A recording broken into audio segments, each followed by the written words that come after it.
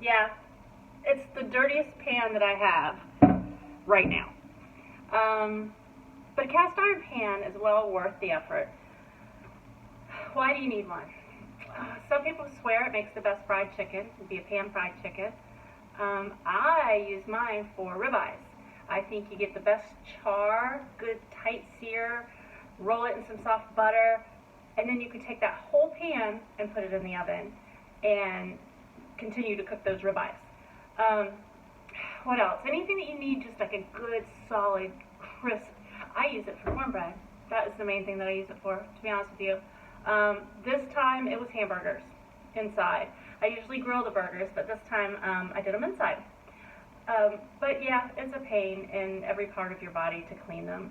But it's really not too hard. This, in all honesty, has been sitting on my counter for over a week because I'm too lazy to do it, and partially because I wanted to show you on the video.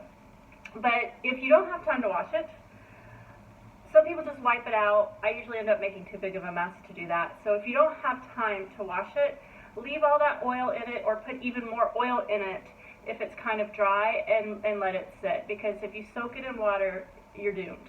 I've done it, and I've done it twice.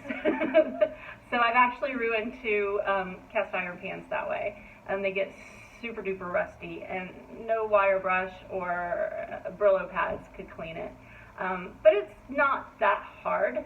I'm going to show you how. Okay, here we go. You can see it's quite kind of crusty and kind of greasy. Don't be afraid to go ahead and use a little bit of soap. I know they say not to use soap on these pans, but that was back when soaps were quite strong. And by strong, I mean, made out of lye. So it could damage the metal. But I go ahead and I do use a little bit of water. And this is actually coming off actually way very well than I thought it would. And I just use a regular sponge. But if you find that your stuck on stuff is sticking on too much, what I use is a balled up piece of aluminum foil. Just ball it up so that you have a lot of texture and all of these edges become your abrasive. So you can get in there and it's pliable and moldable, so you can get into the little curve of your pan. I love this because I rarely keep Brillo or SOS pads around. And one of the reasons is I'm fearful of the little pieces of fibers coming off and getting stuck in the food and then into my stomach. So that scares me a little bit. It's also safer to use this on a grill. What you would do on the grill is just use your tongs and take it and scrub on your grill. Another thing to do to help with abrasiveness is to use some salt. Just regular old salt or coarse salt. All you're doing is looking for that rubby, you can hear that. So you're just looking for something to get in there and start pulling the stuff, crusty stuff off. Okay? And this works really, really well. If you feel like you need a little extra way to go here to get the stuff off, add some oil, some kind of fat, and it helps to move this abrasive salt and the scratchy aluminum foil around more smoothly. So to tell you the truth, this is going pretty well. I'm not going to have you sit and watch all of it, but as soon as I get all of this off, I will show you how to oil it and what we actually call seasoning it. And what that's going to do is prevent rust and to help it be more non-stick. After you feel like you got this baby good and clean, feel around. Nothing seems to be stuck on it anymore. Go ahead and dry it off. You don't have to go crazy. Dry it off. And now this is the whole key. Wetness is the problem. You don't want to sit this pan around and let it soak in water. If you don't have time to clean it, just don't clean it. In fact, you'd be better off, like I said earlier, just adding some more oil into the pan and letting it sit. But we've got it dry enough. So I'm going to take it over to a hot burner on the pan and show you how I season it.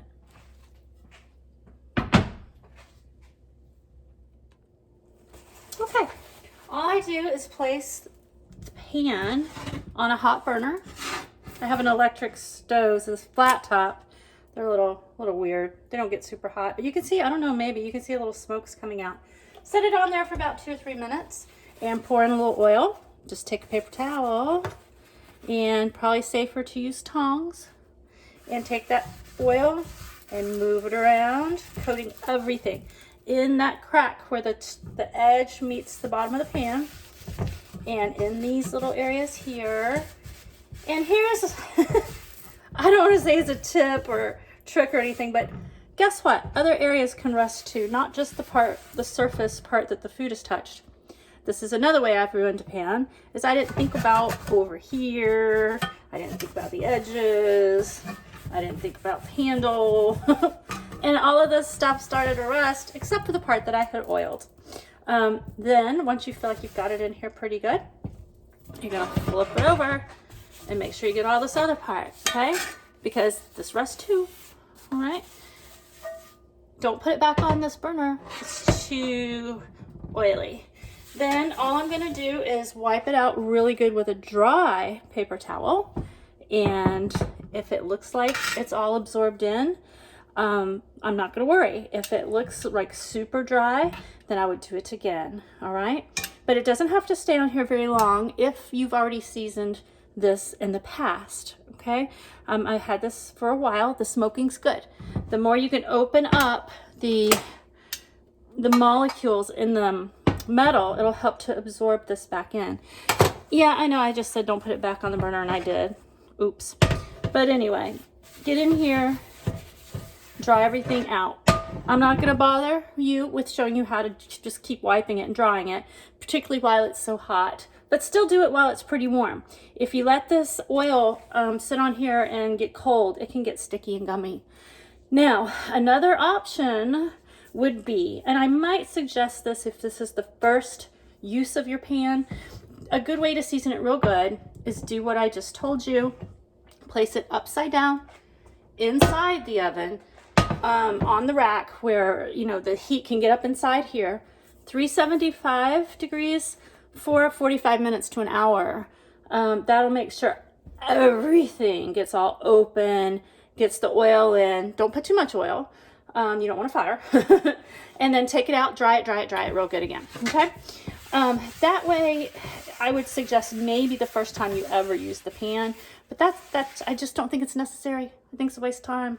This works for me, okay? But just remember to get the areas, you know, that you don't think about. The whole thing can rust. And guess what? That's it. It's more of a big deal thinking about it than doing it. It's really not that big a deal. But this is a great pan. Cornbread, hamburgers, ribeyes, like cobblers and things like that. You're going to get a nice heat. And I need that because these flat tops, they just don't get very hot. All right, hope that was helpful.